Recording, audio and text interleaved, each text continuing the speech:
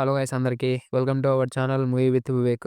'Game changer' movie review. ఈ movie అయితే Amazon prime వీడియోలో 2 అవర్స్ 40 మినిట్స్ రన్ టైమ్‌తో స్ట్రీమ్ అవుతుంది.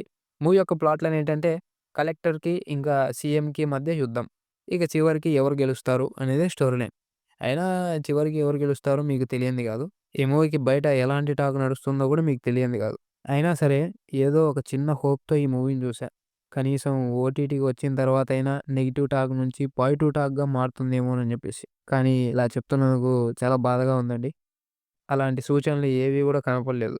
అసలు ఏమైంది శంకర్ గారు మీకు? ఆ కట్స్ ఏంటి? ఆ రైటింగ్స్ ఏంటి? ఆ స్టోరీ టెల్లింగ్ ఏంటి? మనం 2025లో ఉన్నామండి. 90స్‌లో లేము.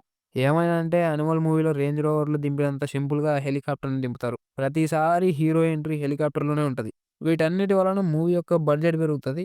'దిల్ రాజు' గారి జోబీకి బొక్క పడతది. ఇంకా సాంగ్స్ ప్లేస్‌మెంట్ అయితే ఒక 'అప్పన్న' గారి ఫ్లాష్ బ్యాక్‌లో వచ్చే సాంగ్ తప్ప మిగతా ఏ సాంగ్స్‌కి కూడా సరైన ప్లేస్‌మెంట్ లేదు. ఇక హీరోయిన్ అయితే జస్ట్ సాంగ్స్ కోసం మాత్రమే వాడుకున్నారు. ఆ సాంగ్స్‌ని కూడా నేను స్కిప్ కొట్టేసా. సో, ఆమె అస్సలకే కనిపించలేదిక. బీజీఎం విషయానికొస్తే కొన్ని సీన్స్ దగ్గర బాగుంది. ఇంకా చాలా చోట్ల బాలేదు. మొత్తం మీద ఓకే. సినిమాటోగ్రఫీ ఆ బడ్జెట్‌కి తగినట్లు ఉందా అంటే ఏమోనండి. నాకేం ఆ బడ్జెట్‌కు తగిన విధంగా సినిమాటోగ్రఫీ కనిపించలేదు. పెర్ఫార్మన్సెస్ వైస్ 'రామ్ చరణ్' గారు చాలా బాగా చేశారు. 'ఎస్.జె. సూర్య' గారు రెగ్యులర్‌గానే చేశారు.